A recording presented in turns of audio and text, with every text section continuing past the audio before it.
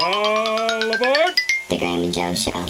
Okay, start off with high energy. High energy today Welcome back to another episode of the Graeme and Joe Show. the Graeme and Joe Show.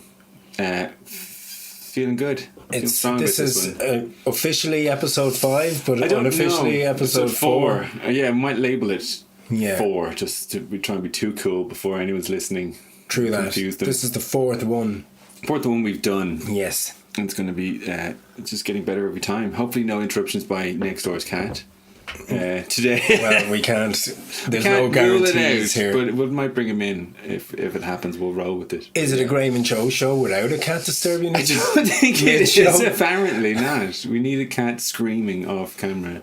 Or scratching at the door. Yeah, banging or at the the door. doorbell going, or lamps falling down. I mean, it is Forget just. about that. We're only 4 It's episodes in. professional. Well, hopefully we're learning from these little minor mistakes and technical glitches. And we're getting all the feedback from all our We're biggest big fans out there as well. We are. We're getting the comments are blowing up every Yeah. day. Everyone's just saying, So "Love the- you guys." So I the watched- votes are in, and it's like, keep it a bit shorter.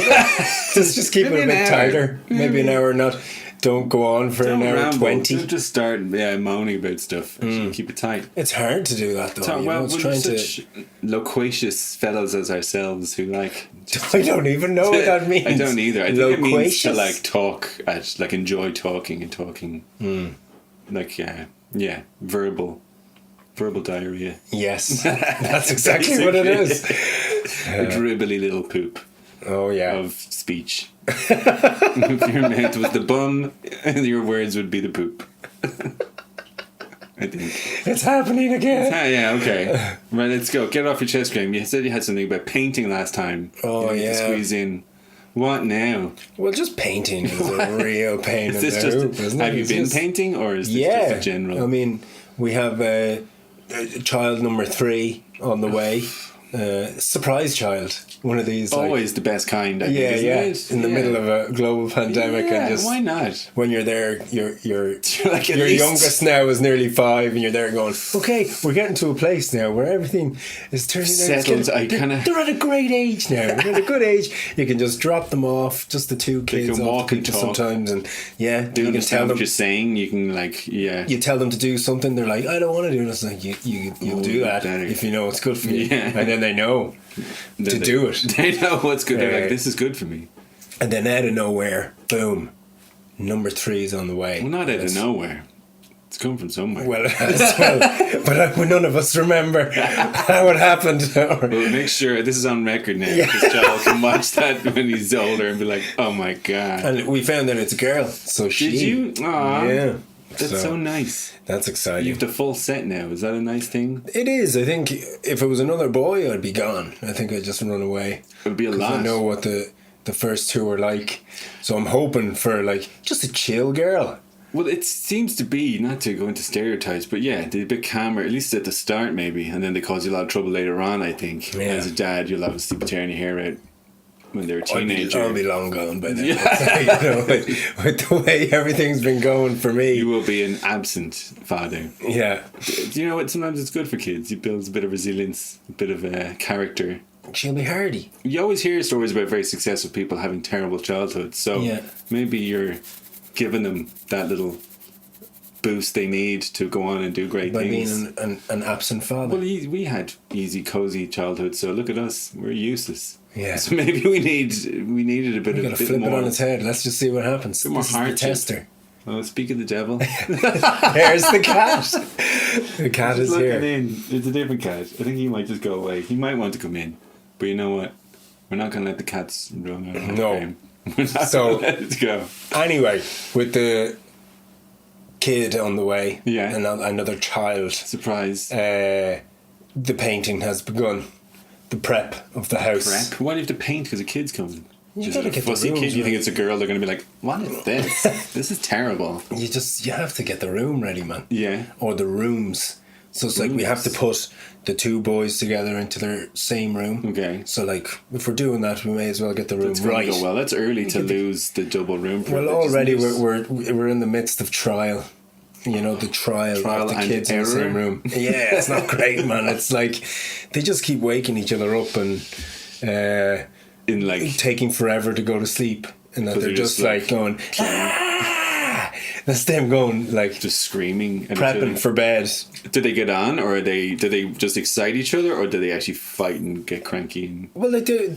Like the thing with the kids is that everything is really happy, laughy 1 second, and can instantly turn into like anger, not even sadness, just like crying and shouting and throwing books at each other and stuff. You know, it can go from 0 to turn on sixpence crazy in the space of a very short period a of time. microsecond, Yeah. So at the minute it's not going great. Do you also then go from like happy if to one wakes crazy? up, say we have these things called grow clocks, right? And it's basically like when the sun comes up. So there's all these stars that count down nighttime. So then when the sun comes up, that's when they're allowed to get out of bed. Oh, on the clock, not in the real sun. On the clock. Okay, well, if it's bright outside already, they still can't get up. That's why you get blackout blinds. Blackout blinds are the only way. If you have children, blackout blinds and blackout curtains in a darkened room. Do you put them in the hope eye mask? Put the eye mask on. Abu Ghraib cells. You just got to keep that thing dark, man. As soon as they see any sort of light, they're just awake. Just like, So the summer's coming and it's going to start getting bright at like what 5 o'clock, 4 o'clock or something. Yeah, well, this is the trouble that we have, you know, and that's why you need the blackout stuff. Without blackout stuff, does the kid ever like wander out of the room and realize it's actually bright outside and lying to him, or do you keep him? Is it like the Truman Show in there? You just keep these kids in like a fake reality. Just make it rain in their room to keep them in the. You can't go outside. Yeah. Yeah, but. What was it? Painting. The painting. I've gone from painting to grow clock to all sorts. It's a lot. I can't imagine what it's like. Keep it dark. Yeah, but like it's not working out well because they just keep waking each other up and stuff. Like one of them would wake up really early and then just open the blind and like ruin the turn off the grow clock and just be like, morning, it's time to get up. I'm awake, so this is it. So you're like, but my kids are rubbish. It's just like the worst at staying quiet. Really? Like, you know, if somebody tells you to be quiet, you'll have that little like even like 2 minutes of being like, okay, we better be quiet or he's gonna come in, he's gonna give out to us again. Yeah. But no, it goes from me just going, now lads, what did I just say to you? For their own, like you're not in the room going, we have to be quiet. It's like, I'm saying, I tell them, don't make me come back in here. I'd say exactly for their own sake. They don't even try and play. But they should be able to, in themselves, go, okay, just told us to be quiet. So we need to be quiet now. But as soon as I'm gone from the room, I literally went in and put on the kettle, and it went from. They just lose their minds. They're just shouting again. It's the escalation. One starts getting a bit louder, the other gets a bit louder. Yeah, they're just not getting it, Joe. It doesn't go into their tiny little child brains. You're putting them in a fake reality with a dark room. You're lying to them about the sun being up. You're telling them everybody lies to their kids. You've got a little room, that situation going in. They're like, this is the made up world. You know, everyone lies to the kids, I'm sure. Well, listen, if you let them go to bed when it gets dark, they're going to be tearing the place up till 10 o'clock at night. So you can lose respect from. You think they could even be up as long as they were being quiet in the room, like sneaking around and playing by themselves, as long as they weren't annoying you with it. Once you hear that they're up, that you have to go deal with it. So you just think, even lads, you can stay up. I don't care what you're doing here. Just shut up. Is that just the keep gist? it down. Yeah, just have quiet fun.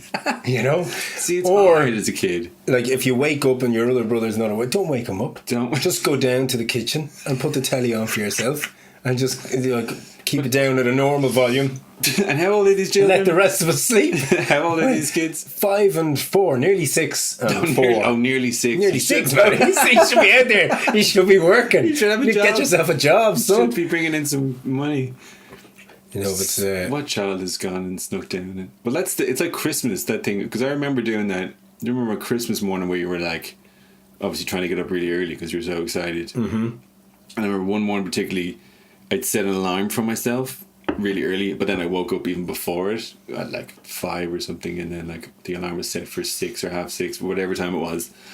But it took me ages, and I was sitting there quietly looking at the alarm clock, like waiting for it to go off to get up, and then it took me ages to click. I was like, oh wait, I can just turn it off and get up now. That was like a revelatory moment. So they will get it, hopefully. Yeah. But no, they will. And how do you think they're going to react with another baby being thrown in the mix? They're all pretty excited about it and stuff like that. They're all talking about how they're going to play with the new baby and be nice. Yeah, they say that now. Yeah, but like it's never going to happen once they see what a baby actually is, and then they can't really do anything. Yeah. Lose their own habits hanging around. But Daddy's tired. We were just talking the other day about best friends and stuff like that. And we were like, who's your best friend, and who's your boy best friend, and who's your girl best friend, basically. Okay. And they were saying the unborn child was their best friend. I think you need to get these kids out in the world, Graeme. These kids are... It doesn't quite sound like a Fritzl situation, but it sounds like... Well, it's hard to get people out in the world in a pandemic and stuff like that. It's hard to make friends. This is what I worry. I do feel that way. I was like, it's the little kids and teenagers that... There's another mongoose at the window, who are suffering the worst because they are... I'm just opening it. Oh dear. They have the worst time. You gave in, Joe. You gave in. Come on in, Kat. They're actually joining us now. They're not even staying at the window. They're coming in the window. He's just popping his head in. Is this bear or chimney? I think it's chimney. Probably get scared now because you're here. Is it raining? Is that what you're trying to come in? Joe's cat's names: Bear and Chimney. Come on. Okay. He's struggling to get the cat in the window. Absolute fiasco now. It's like they know. They know. They normally see. They come in. I'm always here working away, so when they can't get in, all the doors are closed. They come to the side window, bang it, and I let them in. But now they see your big ugly mug here, and they go, Jesus. Right. Painting. I think we were talking about painting. Well, sort that out by next week. We won't have any more cat interruptions. Painting. We're talking about your children being developmentally odd because they're saying unborn babies are their best friends. That's because we're like, well, that's because you're trying to drum it into them that like, this is your sister, she's amazing, she's going to be the best, and you're going to know you're going to love her more than anything, and all this, you'll be great big brothers doing all that sort of stuff. They will. They're already just killing each other. They'll wake her up. I was only told the other day that one of my children might be gifted. Yeah. By who? So by the other one? His teacher in Montessori says he can read at a very high level. Oh, really? But yet he can't wipe his own arse. And she said, well, some kids, when they're gifted, they're good at certain things, and they don't do other things. Is this the new language for like special and stuff? Our youngest Tom, he's a very good reader, it has to be said, for his age. He doesn't get that from you. But I think a lot of it has to do with being in lockdown, and when we're doing all the sort of... I was doing all the primary school stuff with Lee, basically, doing all the letters and the spelling. So we did the homeschooling together, so just to get him involved. That's amazing. So I think it has a lot to do with that as well, but he does recognise words and he's very good at reading. He's just reading, like... So the teacher said... Financial Times the other day you came in. He came home and he's like, Dad, did you see? Have you seen the latest Brexit muddle? Oh, God, what a mess. And so the teacher's going to test him anyway when he gets back to school and see if he is truly gifted. Truly. Because it's something that you have to keep nurtured, or they just lose it. This is the thing. So she's like, you can send him to classes in Trinity and stuff like that. And I was like, he's going to Trinity. Yeah, it's just like, she said around, they don't do that till he's about 6 or 7 or something like that. But they said you can keep him fairly well read up until then, either read books to him or get him to try. Then, is it? We're getting him to read ketchup bottles and stuff like that, doing just anything that's on the table, going, read that, Tom, read this, read that. Maybe get a few books in the house or something. Oh, we have loads of books. Those Julia Donaldson books go down a treat in our house. Are they She's basically a big time some children's romance author. novels or something. You know, some trashy like Agatha Christie or Celia Ahern. Celia, give him a few Celia Ahern books in there. P.S. The Enid Blytons will be up next soon. But he's only on That's stuff great, like Julia Donaldson and stuff. It's all rhymey stuff and Snail and the Whale and whatnot. Great books. I'd recommend. Yeah, are you enjoying them? They're outrageously good. I can't wait to get the full set. Is he going to pass you out soon? Is he going to? I've no doubt I'll be very much like the Forrest Gump in this scenario. I imagine going, he's so smart, Jenny. He's so smart. But it's really good. But it just shows with kids, they're just little sponges, and they really are. They have a lot in them, and the fact that he's just hanging out with the older brother and doing a little more advanced things, he's well able for it. So who knows what he could be capable of. One thing I know about gifted children is it always works. I just heard the word, scholarship, and I was like, okay, I'm in. This could be the best thing for him, as long as you figure out a scholarship to Trinity. Save me loads of money. But we won't have to keep it nurtured. It's going to be a lot of hard work to keep that boy nurtured. Just get him on the scholarships. Keep nurturing him. Keep doing what we're doing. Keep getting 3 ketchup bottles. Keep getting them to. We get different bottles. Get the different. Today we're reading barbecue sauce. It's different brands. Maybe get an Aldi ketchup or Heinz. Yeah. Then keep him in his weird room with fake daylight with the curtains pulled down. Just lock him in a darkened room with ketchup bottles to read. He's going to be nurtured well. He's going to be a star. He will. He'll definitely turn into one of these childs, like get him playing chess or something. He'll be a little whiz. Just losing loads against chess people. Checkmate. Oh man, he is the gift. He's gifted. He loses every time. You could play 12 games at the same time and lose every single one within the first move. No one thought it was possible. I thought you had to leave at least 5 moves. No, not Tom. You can just do it. That's exciting. That's very exciting. That's a lot of news. We'll see what happens there. So that's where you're painting. We'll let you know how that goes. Please through do. The course of the Graeme and Joe show. Keep Tom. Genius child. And what do you do with the other one then? The ungenius. You make him feel bad. Look at your brother. Why can't you be more like your brother? All attention on the one kid who might pay off. And then, anyway, painting. Oh, here we go. So painting is just the worst, isn't it? When's the last time you actually painted a room in a house? During the lockdown, because it was time to do it, but it's really annoying. It's the prep. Especially if you live in the room already. Painting a big empty house is one thing, but like pulling all the stuff back in the wall and trying to think, it's the prep is the killer. Mask and tape everywhere and just And when I was painting the walls, we have white walls, so we were doing one colourful wall, and then feature wall. Yeah, feature wall, exactly. Feature wall. And the rest white again. Yeah. And it was the feature walls are great to colour or paint because it's like you can actually see. So you can actually colouring them in. So you can actually see what you're doing. With that, when you're painting white on white, it's just like, where have I painted?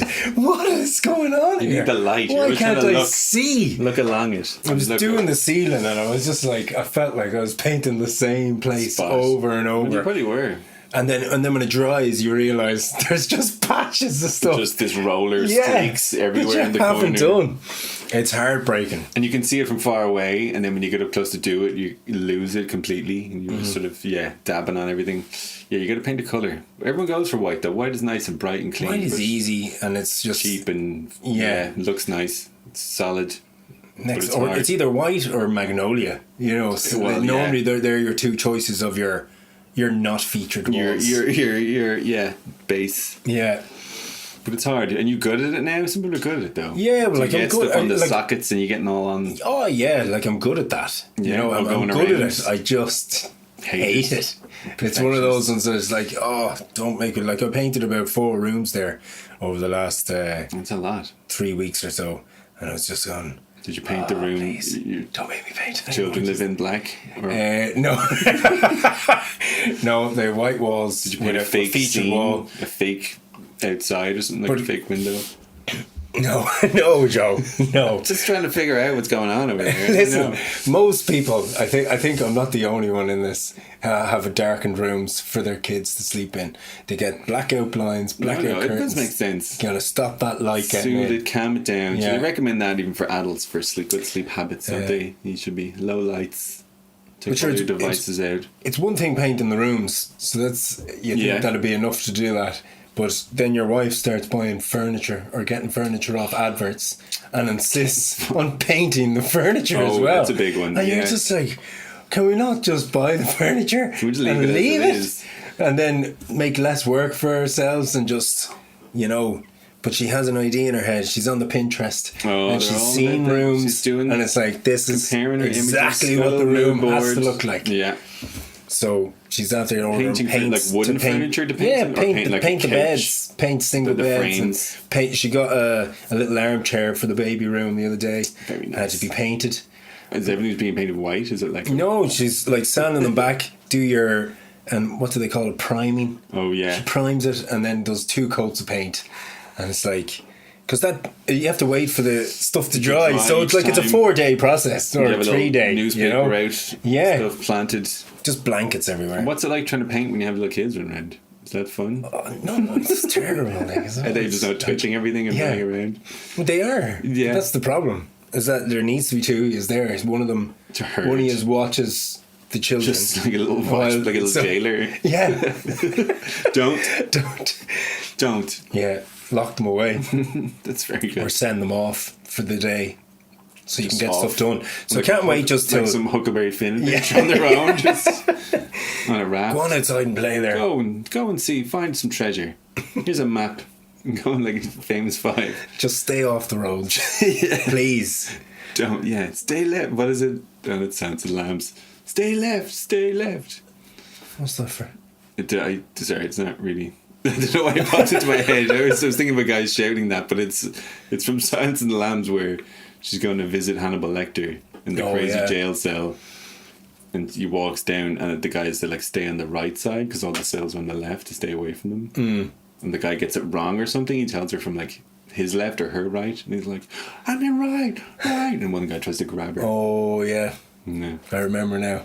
See, so. Your kids only need to remember that when they're going on their adventures. Whatever. They have enough risks out there. But the genius will protect the other boy at least. Yeah. Together they'll be the perfect team. Maybe the other kid will get real strong. Well, he is. They could be like a little superhero. The other child, like Tom, fair enough, good at reading and stuff like that, but has no sort of like it's just lazy, just pure, He's just a sack of potatoes, really. Like, like trying to get him to do anything is like he's an intellectual. Come on. You throw a toy down on the ground, you're like, pick that up, and he's like, I don't want to pick it up. He's just too smart to play your game. Yeah. Throw a toy in there. He's not a dog. You throw a toy. No, he throws the toy on the ground, and you're like, pick that up, Tom. He's like, I don't want to. No. So he's like one of these. He's testing the boundaries already. And then you have Lee, who's just. He'll do anything, but he's not scared of anything. He's not like Tom was always very cagey, even getting down steps or trying to climb. Whereas Lee was just you couldn't keep him off things. Like just climbs everywhere, does everything. He's like, I'll worry about this on the way down, and picks up things very quickly with anything like that. Yeah, physical. Whereas Tom is just like climbing, playing football, doing anything like that. It all just comes very naturally to him. I don't know. Who's my favourite? Who's your favourite? Maybe you can start a little superhero team or something. It sounds like you've got a strong man, an athlete. Yeah. You have a brain. Mm-hmm. And then what you need, I don't know, someone who's good at disguises or something. I don't know. Someone who's... Grace is good at makeup. She can be in there. You go. You can be a little troop. We are fight some crime down in... The Singletons. The Singletons. We are the Singletons. Yeah. We could do it. I don't know where I fit into the... I'll just be the guy. You're the guy in the wheelchair controlling it. He's going around going, now, Singletons, our next mission. Leave me alone for the afternoon. The Masters is on. Leave me alone. Yeah, exactly.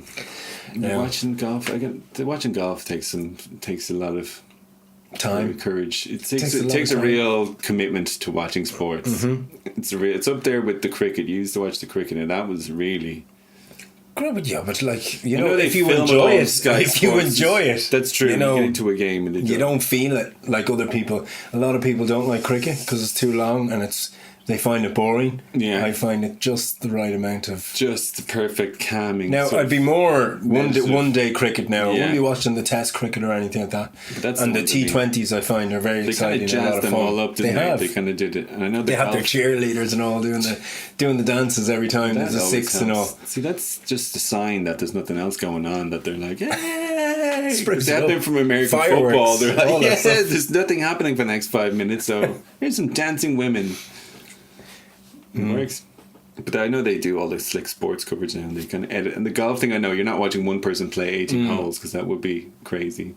So they're cutting between like 500 guys all doing a shot. Showing you the good shots, basically. And he's missed. Yeah. Oh, so close. Or in the water. Oh, plop. Oh, yeah. It's going to be a bad one. I love it though, man. Masters is amazing. Yeah. Like last night we were up just watching it. And where's that on? That in America? Is that the one in Georgia? Augusta. That's always in the same place. Yeah. And the rest of them move around. Mm-hmm. Yeah. Some golf course, man. Jeez. You can only imagine how much money goes into that golf course. But at least George is a place where there is grass. I always find it funny when they have these unbelievable golf courses in like Dubai or Morocco or like even California or Australia where it's like constant drought and they're like, not here. Yeah. We have all the water we need somehow just to have this beautiful lush grass that's like like a carpet, like glass. For like these 5 guys to walk around all day. It's beautiful. It's commitment. Can't wait to get back out playing golf. Now I'm not a good golfer in any way, shape or form, but I love going around golf courses hitting wayward shots and looking for balls for 4 hours. Screaming at yourself as you get it wrong. Was some writer said that once? He said, golf is a good walk ruined. Yeah. A nice walk ruined. Yeah. No, I was terrible at golf. A bad day at golf is better than a good day at work. Oh, that sounds like a bumper sticker, doesn't it? It's a teacup. It's a cup. Yeah, it's true though. But that's most things are better than a good day at work. But like they are amazing walks though, man. Like some of the golf courses places. Are absolutely amazing. I'm not even seeing the best ones. I'm only on going to the ones that cost like €20 for a round. Whereas you could pay up to like 150, 200 euro for a round. Like, that's fair. They're immaculate. I was never good. I could never get the hang of it. I did once went to a driving range and I finally kind of figured out what you're supposed to be doing when you're trying to hit a golf ball. Whereas before I'm kind of physically dyslexic, you might say. Okay. But I was good at hockey when I was younger. And I think I was trying to do that all the time where you're like trying to like hit the ball as hard as possible rather than do like swing through kind of thing. Mm-hmm. So I always had that thing, and when you're looking at a little ball, you're like, how are you supposed to hit this tiny ball? It's so tricky. And you're focusing and you kind of tense up and you just keep missing. Whereas when someone showed me that you're actually like, you're not even trying to put much force into it, you're just trying to like use the club as like a little swing and you're actually just trying to go through it and around, and then you catch it the odd time and it's good. But I don't think I'll ever play enough to get good or be interested. No, I went through a phase of playing it loads, like once a week or at least the older retired man's game. That's why you can do it. You can still knock it out. It's funny that the sport itself, even the big professional guys, it used to be that as well, and then it was just all with like Tiger Woods and young guys who like realized, if you're super fit and young and you can smash the ball really hard, you can make a lot of money. You can be even better. You don't have to be, because they used to all have like big bellies and be like in their 50s and stuff, didn't they? And be like smoking cigars and drinking pints and then knocking the thing around. Yeah. Wow. Any sport, it's like darts. When you can be a professional athlete and be like, just be huge, 5 stone overweight, it's a pretty good setup. It's a good game. Yeah, but most golfers now are ripped. Yeah, they all have to be crazy. They all have to be like, they're all muscle men and like, they're all quite young. All the good guys are in their they're like 20s and stuff, aren't they? Yeah, making crazy money. It is golfers. They do. It's on the tour, isn't it? You just tour around. Yeah, like just going like that to places like Dubai, all over the world. Just playing golf all day long. But if you get sick of it though, you just be like, fucking golf. Yeah, but you'd be retired. Like you don't. I suppose you can play till you're 60 or whatever, I suppose, if you wanted to. I guess once you're earning good money, like any job.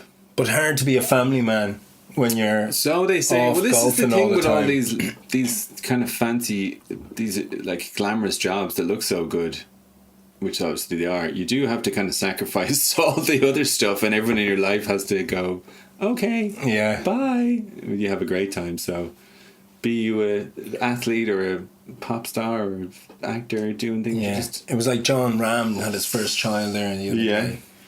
And never seen it. It was just like, well, no, he hadn't. Obviously, he's playing the Masters now. After only having a child about 2 or 3 days ago or something. I know. And they're just like, how do you think you're going to get on? And he's like, well, I'm the happiest I've ever been, so I think I'm going to play some good golf. Really? It's like everybody else is like, yeah, but you haven't practiced like 3 or 4 days, and you must be tired. So I don't know how you're going to get on. You know. Well, you see, the one thing a lot of those rich people have is nannies. Yeah. Lots and lots of nannies. Basically, you pay other people to raise your children for you. Yeah. When you have lots of money like that, you have like all the annoying things in life, someone else does it for you. So like everything annoying, like painting your house, organising your car insurance, organising flights or tickets, or like doing the dishes. Any annoying thing you do that just like is niggly and takes up time. You can pay somebody to someone do that else stuff sort it out for you, and you just concentrate on hitting that little ball as far as you can into the cup at the end. I still feel that I'd be doing those little niggly things, even if I had loads of money. Really? Just because I'm nearly 40 now and I've done it all my life. Or you just fairly handily. Pay someone to do it. That's what it is. It's better it be in my pocket than somebody else's, you know. Well, that's how a lot of rich people stay rich. You see that they're normally chiselers. They're normally. Do you ever see that? Notice that we do. Yeah, tight. They don't want to give it. The reason they have it is they don't want to give it away. They argue over every 10 cents. Which, hey, more power to you. If you can get it, it's like hang on to driving around trying to find the petrol station that has looking for 1 cent lower.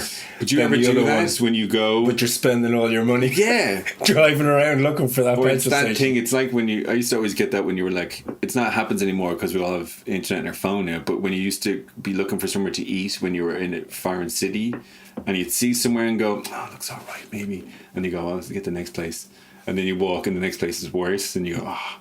Okay, we'll keep going to the next place. Just gone in there. Why did when you're driving around with petrol and you go, oh no, that's a bit much, and the next one you're like, oh, more again. God, love it. I'll go to the smaller garage and it's like bigger again, and then eventually you're like, the first one was the best. I should have gone. I have learned, and now I've wasted another €5 petrol driving around, and then you just have to do it because the light's on.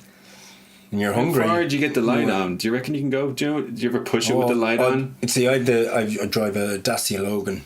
Ooh, don't be bragging now. There's nothing fancy about that, let me tell you. The Logan. But it has a thing, and it's for the first time ever, when the petrol goes down, the bottom one, to tell you that it's coming towards the end, starts blinking. So for the first time, it started blinking there the other day. Oh, really? When I was driving first around. Time ever. It's because I got lost. Well, no, I didn't get lost. I should say sat-nav brought me the wrong way. Playing the sat-nav. I was going to a place called Croton Hill, and it brought me arseway. I don't know where it brought me. I ended up in a place called Bracknell. And so it was way off. It wasn't just like no, it was like half an hour away from where I was supposed to be. I was like, was it the same name or something, or it was just? So I don't know. I don't even know. I was just there. I was stressing out. Sounds stressful. Because I was just like, I was looking for a place called Croton Hill, and I was just going into deeper and deeper into flatter lands, and I was like, there's no hill here. There's no hill to be seen. That's the thing, we just rely on technology so much. You just follow this little line on a thing, even though you're like, your brain is like, doesn't seem very hilly. So I was worried then that we were going to run out of the diesel, because it was like half an hour away, because I thought it was only supposed to be a half-hour drive, ended up being over an hour. But anyway, things started blinking, and I was like, I wonder how long I have left now. Because on the car you can do the thing, it tells you how many kilometres you have left it has a before clock. You have to go to a petrol station. So it says once it gets to 80 kilometres, when it starts going under that, you don't know how many, like it just stops showing you how many kilometres are left. That's kind of tricky. It doesn't stay at 80, it just turns off. It just goes like going. So you're guessing. It's like, how many kilometers have I done since this was 80 kilometers? Wow, that's like pointless then. So just when you need it most, it stops working. It's basically telling you, get some diesel in your car before you get under the 80 kilometers. So 80 kilometers is quite far. So it's funny that it would be like, this is the danger zone. It is quite far, but I think it's all dependent on how fast you're going, city driving, how quick you're going to consume the diesel as well. Yeah, hard. I know you like to put the gas down hard on the accelerator, hard on the brake. I'm going to drive hard. Right, there is a thing in the motorway. We're doing that. I was driving a lot of motorway driving, and I was trying to like work out the best speed. There's like an optimum speed, right? It's like 100 kilometers per hour around then. Okay. That's like going as fast as you can while using the least amount of petrol. And if you go above that, there was something my dad was telling me there was an oil crisis in the 70s kind of before we were born, and there was a huge thing where you literally couldn't get petrol, and it was 3-day things and people were queuing up for miles to get petrol. It was really expensive, and all the trucks in the UK and stuff were limited. They had to figure out the best speed, and that was like 60 miles an hour is the thing. Okay.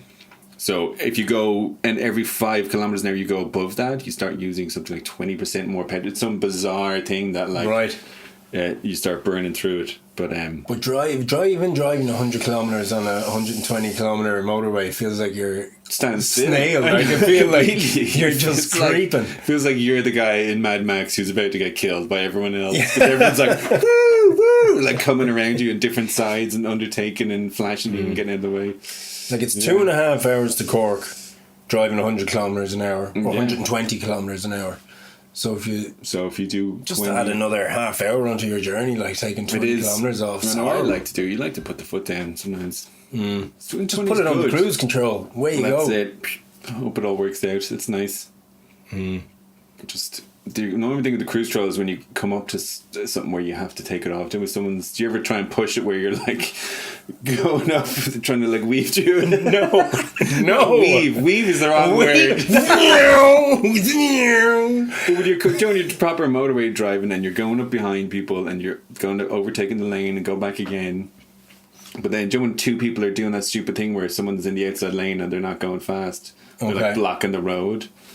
It's just annoying when you have to take it off. You know how it is. Come on. Oh, yeah. I don't know.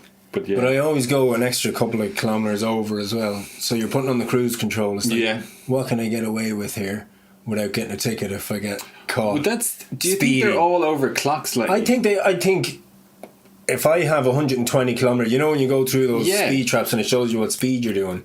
I think mine's like 4 kilometres.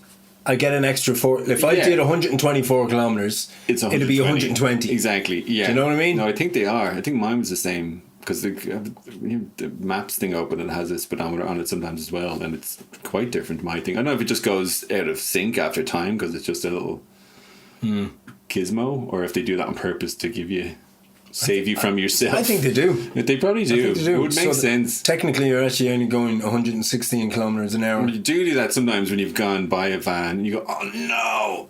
And then you've waited and nothing has arrived in the post and you go, God, phew. God, I hate when you see those speed traps and you just automatically think, and then you're just waiting and waiting for it to come.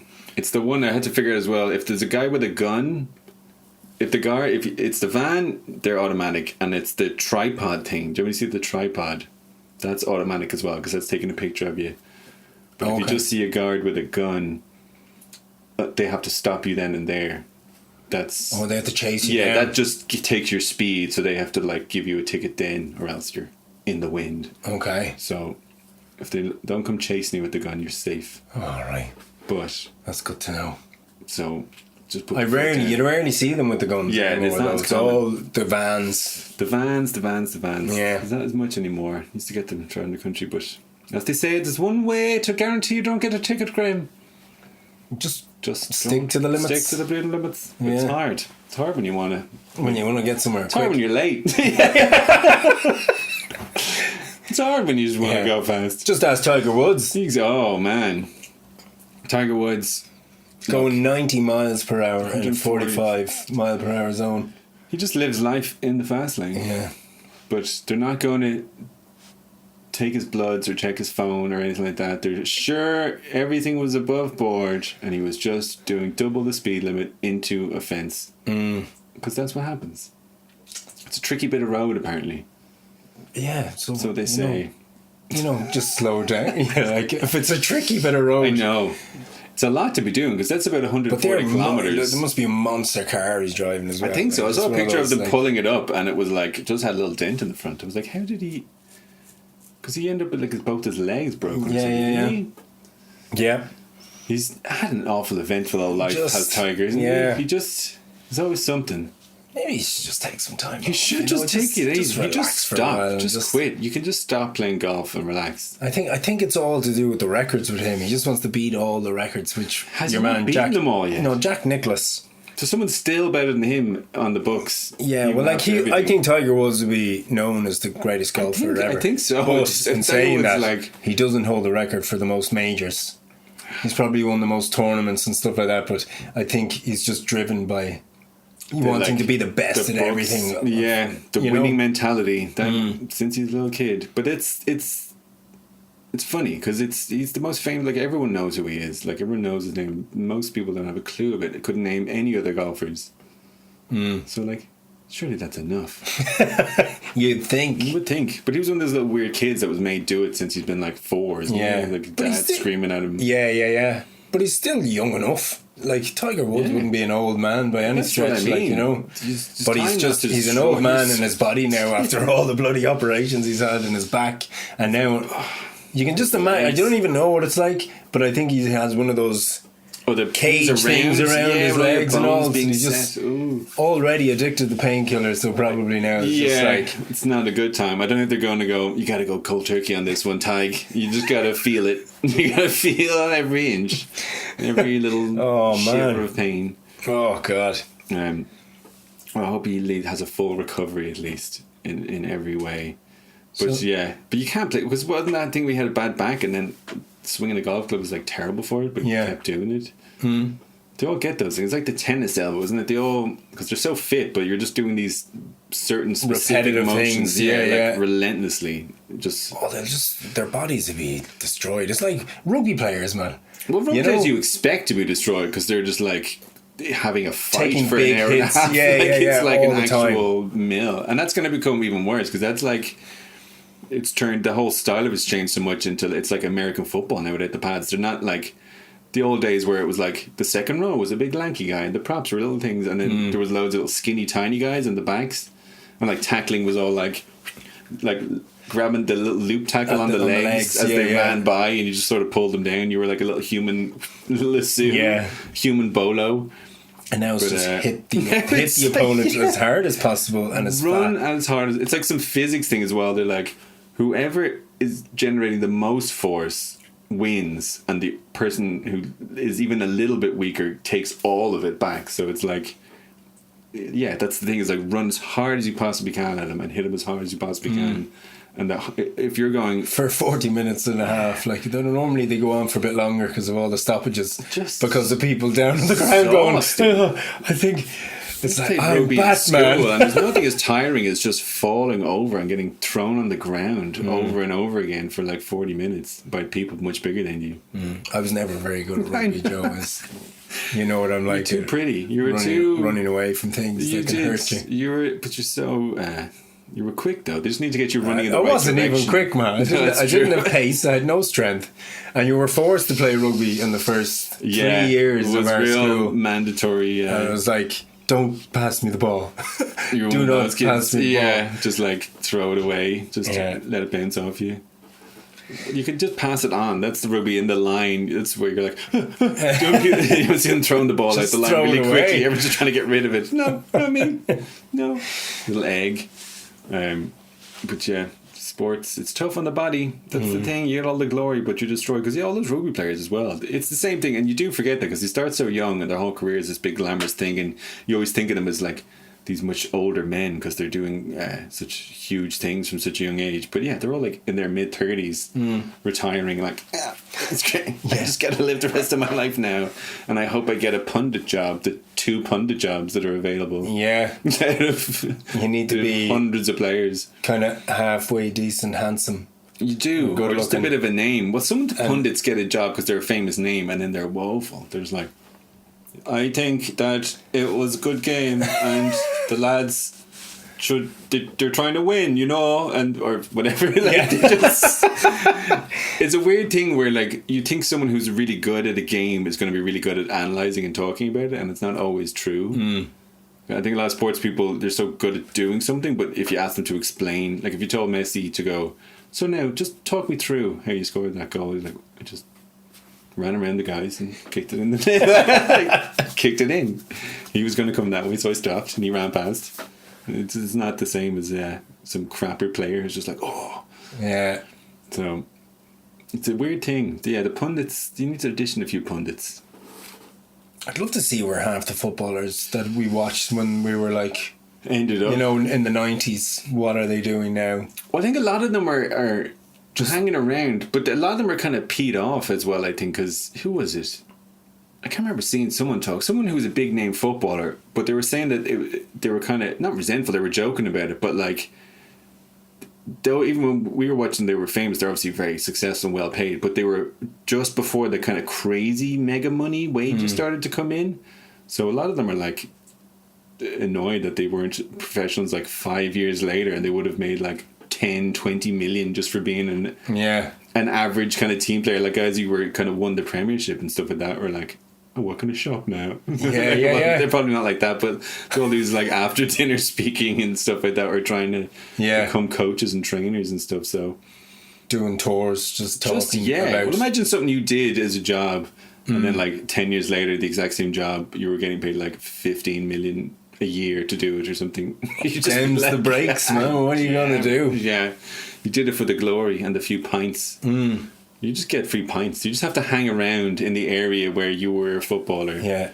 And just like never pay for a drink again. Yeah, or dinners, get free chips and pints. That's all you have to do. Feed your family by just trying to get chip dinners and pints of ale. Yeah, so you just wonder. They all set up their own businesses now. Did they go back to college? Did they? Like, that sort of thing. Life afterwards, that's the thing. And you're kind of, you're not really trained for much else. So it's hard. And all the same professionals and the people that kind of half made it for a while and then fell out and stuff. So it's sure lots of them did. It's funny football like that. And I think maybe it's changed more again, because I think a lot of them used to be more of a type before, because you had to just do it for the pure love, and you'd kind of, if you got successful, obviously you do well. But because it's such a lucrative career now, it draws in a lot of people who maybe wouldn't have given up their life for football before. So there seems to be a real mix of people now. There's guys who all have like little businesses and companies, and they're all from like different backgrounds and loads, and like some of them doing that weird thing, because I think it kills any sports fan, because they can't think of anything greater than in life than to be a professional athlete and get to have everyone think you're great and do all the stuff and get to achieve all the stuff and get to do this for like a living, to play a sport. But there's like people in those sports who don't, not that they don't care about the sport, but it's not their passion. Like, do you know that thing of like football players who don't watch football or don't particularly care about it, or just really good. I just happen to be amazing at this. Do anything. Yeah, there was one guy who used to Suicado or something like that. For he wanted to be like a DJ. Okay. there he was like, playing for Spurs. He didn't know who they were. Apparently, he was the manager. Harry Redknapp used to slag him. He was like, he never knows who we're playing or what's going on or like where we are in the league. He just shows up and does his game. And then other players, someone else, some goalie, I can't remember. Might have been someone who played for United, but was just like, I don't really like watch football. I wouldn't like, I'm not sitting around watching loads of football on my days off or anything like that. Do you know what I mean? It's not the same level of like, I wonder what's happening. And loads of them are obviously obsessed by it, but I think a large part is, and again, like that Tiger Woods thing, I think kids nowadays, to make it to that level, they're all starting so young and they're taking it so seriously from being so young that you just be like mind melted from it. Imagine being like competitive football since you're like 7. You're like, how many games of football have you played? Yeah. How serious are you going to take them all? Yeah, and it's just this kind of treadmill-y thing. So it's not the days when you could just be like playing football on the park and then like turn professional at like 21 or something, like a normal human, like you become an adult and get a job. It's like, no, if you didn't get signed to Man United for trials when you were 6, it's over. Yeah. Give it up, son. You fell already. You've done it. So, but to have so much money at your disposal from such an early age as well, it's going to warp.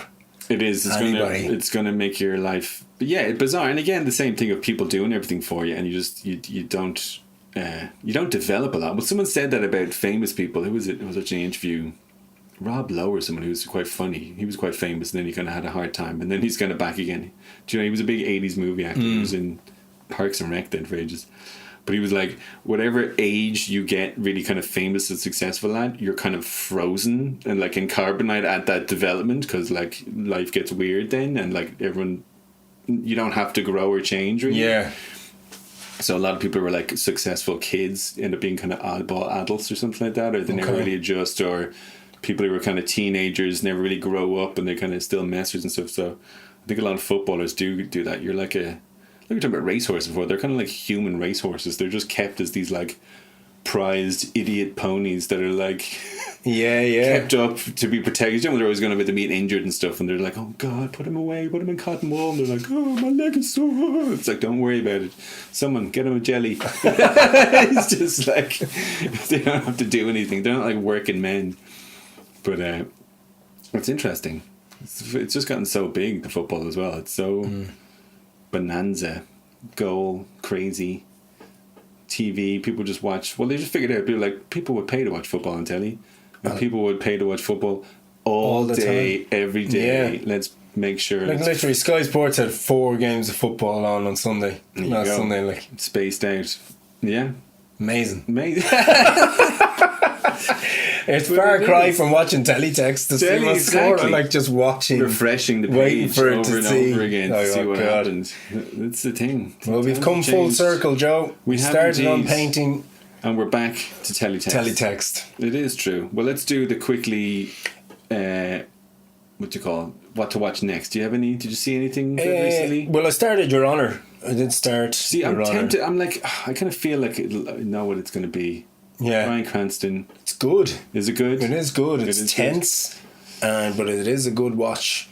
Someone was saying it's like that thing where they're going off that Breaking Bad mold again. That it's like just crazy things happening all the time. Like, how's he going to get out of this one? Yeah, something else crazy happens. That's pretty much it. That's it. Okay, and it's mostly his son would break your heart in that show, man. It's just you're watching it there going, I don't want. You're an idiot. But is he one? I was going to say, because they do that like with certain characters to kind of keep getting things. You're going, why are you doing this? I mean, he's doing his best for you, and you're just you're going to bring yourselves down. They always have the idiots. But I'm only on episode 4, but so far it's really good. Is it going to be a one-off thing, or is it going to be like come back next year? I have no idea, because I won't know till I get to the final episode and it goes dum dum dum dum boom. Actually, he wasn't the real baddie. He was a bigger baddie who's coming now. It looks, for me, after 4 episodes, looks like it could be a one-off thing. But because it's good to get Bryan Cranston to go back on telly, because he obviously, Breaking Bad was so huge, but he obviously wanted to go and do the movies then. But then they don't even make the movies anymore, really. Yeah. With him, he was in a good few things, but he's a big get. He's a big name now for the show, so. He is, but the movies he made weren't great, though. They're not. He was in well, that's Total the Recall, thing. and he was in all these weird, kind of. They had him in that stupid Godzilla film for like the start, and then he was just dead. It was really badly written. It was like, hey, Bryan Cranston and Godzilla. They weren't great movies. He's a better actor than that. He is. He was in a really good one, actually. Oh yeah. We watched it together. With Kevin Hart. Yeah. What was it called again? Can't remember. It's a remake. I do know it was a remake of a French film called Untouchable or Intouchable in French. Untouchable. Les Untouchables. And it was a huge hit everywhere in France. We used to show it all the time at work. Yeah. And they remade it. But it's really good. Yeah, he's like a guy who's a rich guy who's, I don't know, quadriplegic, or he has some condition where he's in a wheelchair and can't do anything for himself, but he's perfectly compass mentis. And he needs to somehow forms this friendship. Well, he doesn't want to be alive anymore either. He doesn't. So he kind of picks. He picks the worst possible person who to take care of him. Full-time care to rub it in his family's face. But it was surprisingly very funny. Very funny and very touching and good. Yes, and they were well cast. We must find out the name of that one. We will. So we can it's tell called people. something weirdly generic, but yeah, I'll figure it out. Bryan Cranston, Kevin Hart together at last. But yeah, no, this is Your Honor is very good. I didn't get to really watch many movies since we last talked. I watched couple of movies with some animation. We haven't seen animation, so TV show animation called Invincible on Amazon. So it's a superhero show. Like there's about 1 million superhero shows, and there's more on the way. And this is one. It's in the vein of that, like the way they're all going now onto this new bent of like the way The Boys is.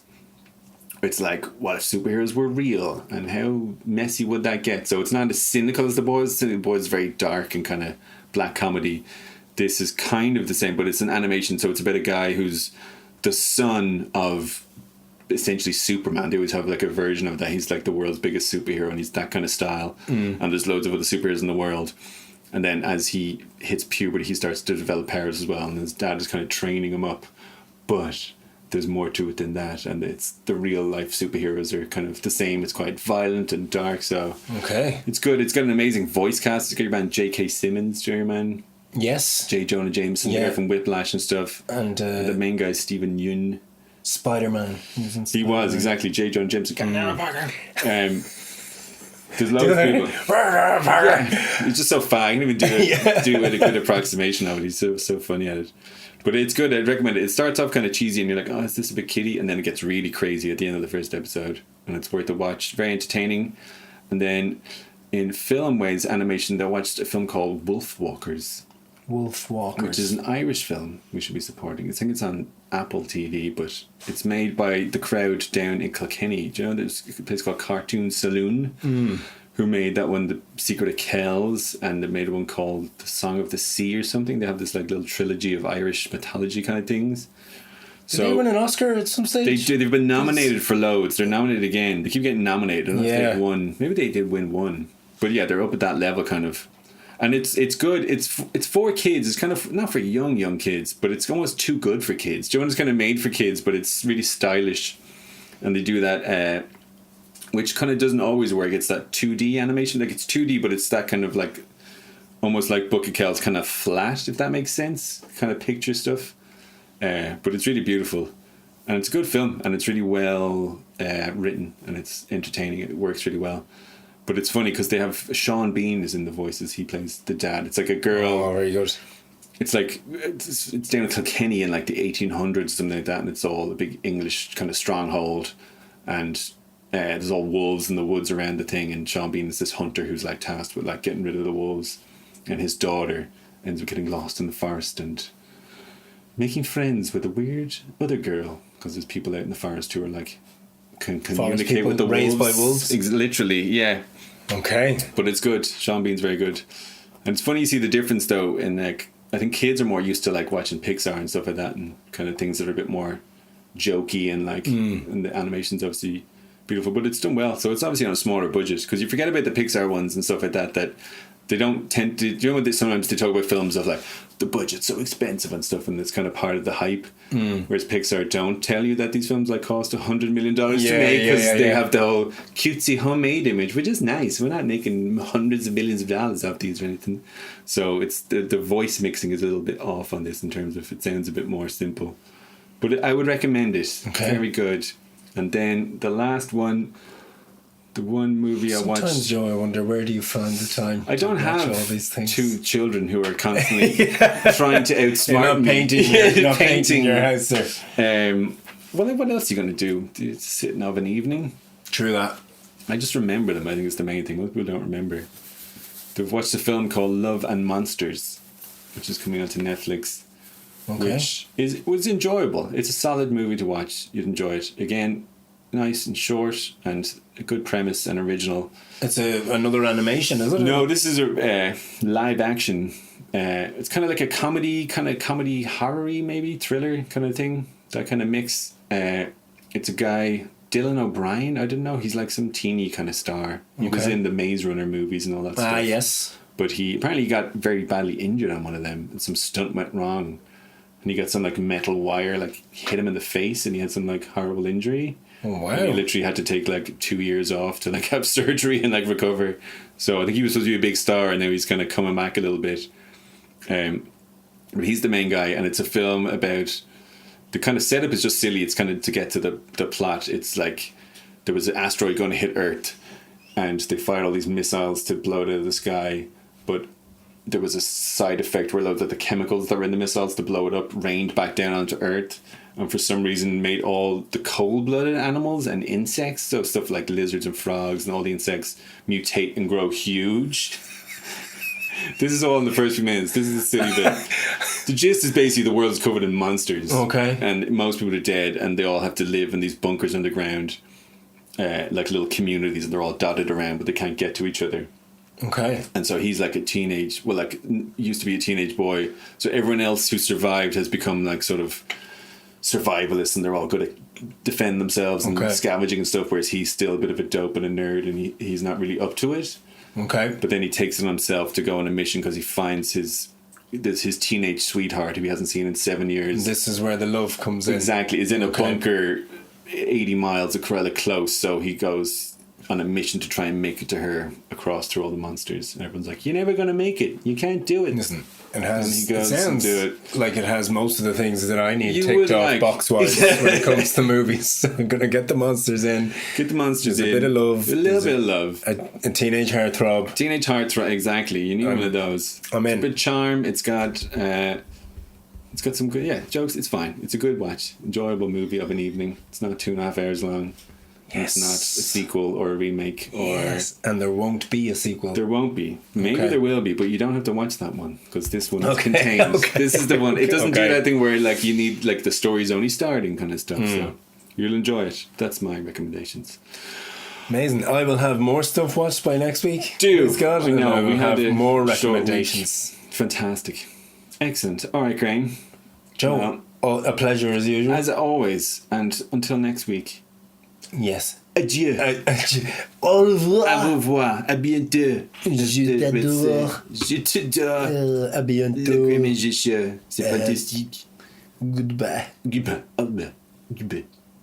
The Graeme and Joe Show. The Graeme and Joe Show. The Graeme and Joe Show. The Graeme and Joe Show. The Graeme and Joe Show. See you later, guys. Tune in next week. It's been great. It's been beautiful. Tell a man for himself. Every man for himself. Adieu. Bye bye. The Graeme and Joe Show. That's good. That's probably a good